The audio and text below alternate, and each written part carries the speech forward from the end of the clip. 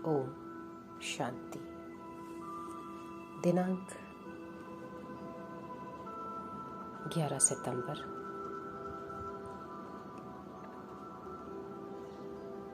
सन 1971। मीठे मीठे अव्यक्त बाप दादा के मधुबन से उच्चारित मधुर महावाक्य। वाणी का विषय है डबल रिफाइंड स्टेज।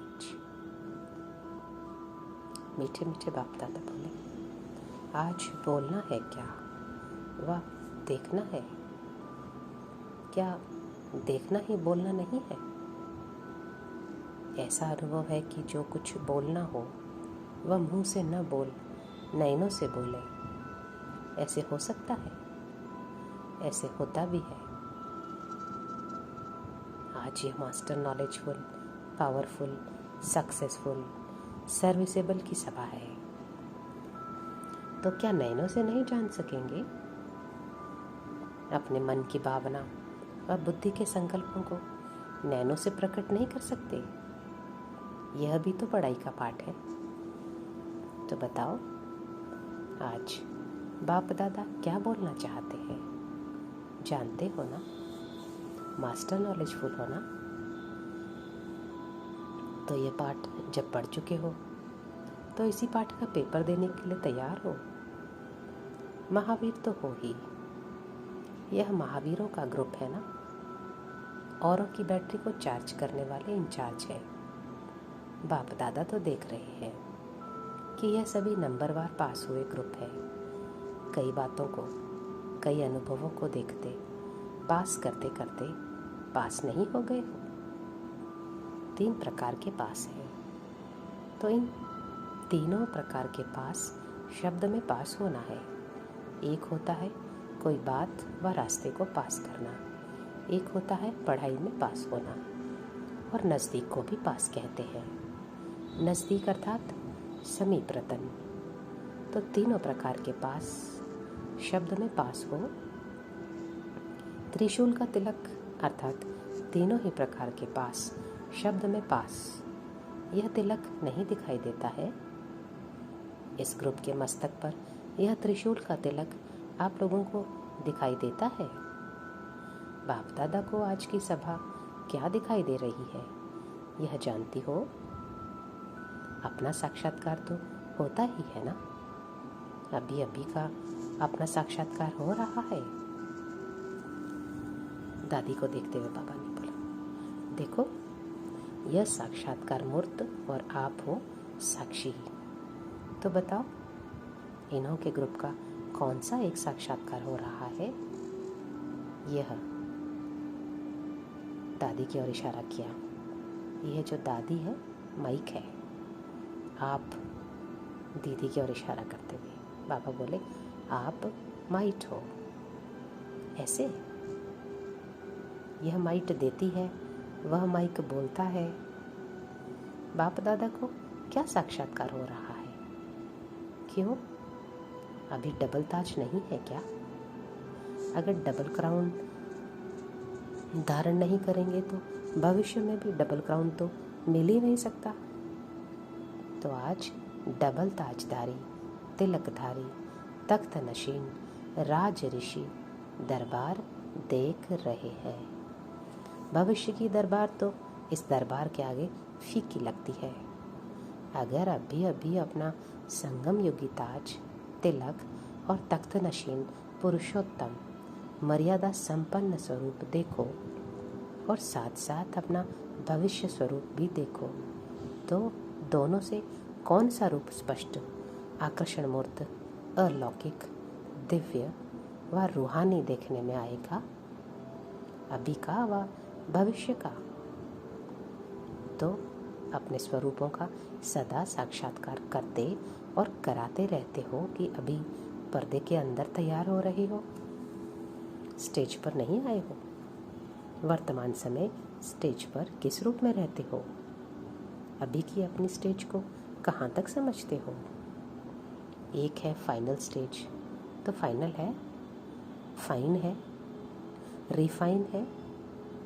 आजकल मालूम है कि रिफाइन भी डबल रिफाइन होता है। तो अभी रिफाइन है, डबल रिफाइन होना है, वह रिफाइन होना है। एक बार का रिफाइन तो पूरा हो गया ना, अभी डबल रिफाइन होने आए हो। फाइनल की डेट कौन सी है? अगर पहले से नहीं होगी तो आप लोगों के भक्त और प्रजा आपके संपूर्ण स्वरूपों का साक्षात्कार कैसे करेंगे? फिर नहीं तो आपके चित्र भी टेढ़े बांके बनाएंगे।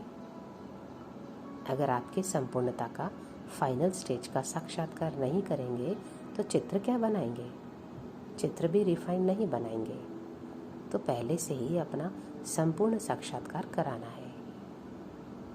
अभी आपके भक्तों में गुणगान करने के संस्कार भरेंगे तो द्वापर युग में उतरते ही आपके चित्रों के आगे गुणगान करेंगे।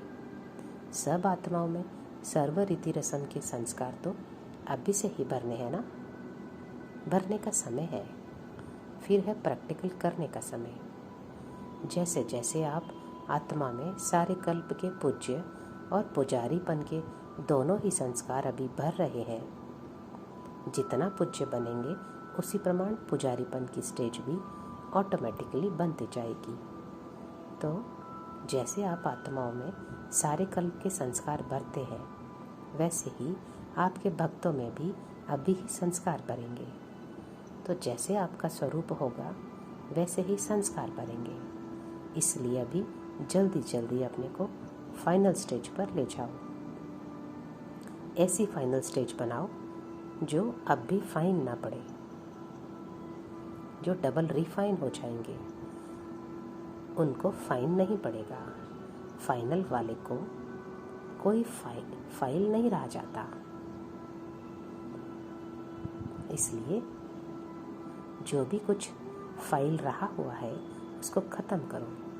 अगर महावीरों को भी फाइन भरना पड़े तो महावीर ही क्या, इसलिए सुनाया कि आज बोलना नहीं है, इशारे से ही समझने वाले हैं।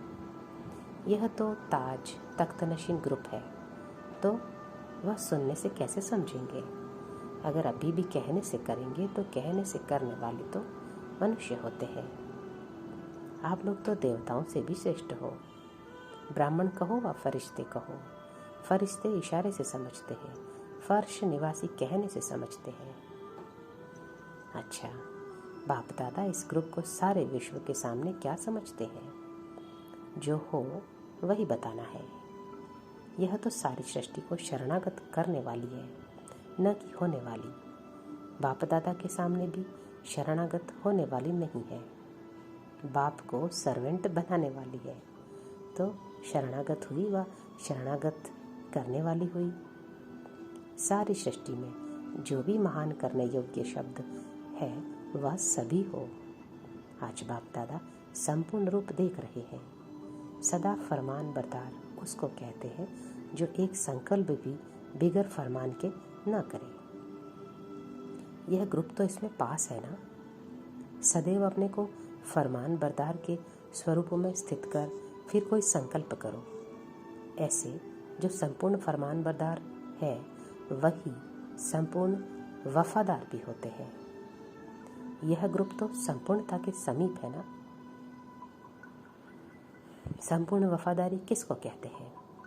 वफादार का मुख्य गुण क्या होता है? उनका मुख्य गुण होता है जो अपनी भले जान चली जाए लेकिन हर वस्तु की संभाल करेंगे, तो कोई भी चीज़ व्यर्थ नुकसान नहीं करेंगे। अगर संकल्प, समय, शब्द और कर्म इन चारों में से कोई को भी व्यर्थ गंवाते हो वह नुकसान के खाते में जाता है, तो उसको क्या संपूर्ण वफादार कहेंगे?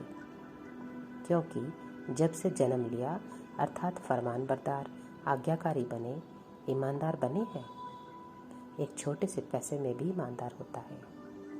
तो जब से जन्म लिया है तब से मन अर्थात संकल्प, समय और कर्म जो भी करेंगे वह बाप की ईश्वरीय सेवार्थ करेंगे। यह प्रतिज्ञा की सर्व समर्पण हुए हो तो यह सभी बाप की ईश्वरीय सेवार्थ हो गई। अगर ईश्वरीय सेवा की बजाय कहाँ संकल्प व समय व तन द्वारा व्यर्थ कार्य होता है तो उनको क्या कहेंगे? उनको संपूर्ण वफादार कहेंगे। यह नहीं समझना कि एक व एक सेकंड क्या बड़ी बात है। अगर एक नए पैसे की भी वफादारी नहीं तो उसको संपूर्ण वफादार नहीं कहेंगे। यह ग्रुप तो संपूर्ण फरमान बरदार, संपूर्ण वफादार है ना। ऐसे संपूर्ण वफादार, फरमान बरदार, ईमानदार, आज्ञाकारी ग्रुप को क्या कहेंगे? नमस्ते। नमस्ते के बाद फिर क्या होता है? बाप तो संपूर्ण आज्ञाकारी है। एक दो को देख हर्षित हो रहे हो ना। संगम युग के दरबार का यह श्रृंगार है। अच्छा, ओम शांति।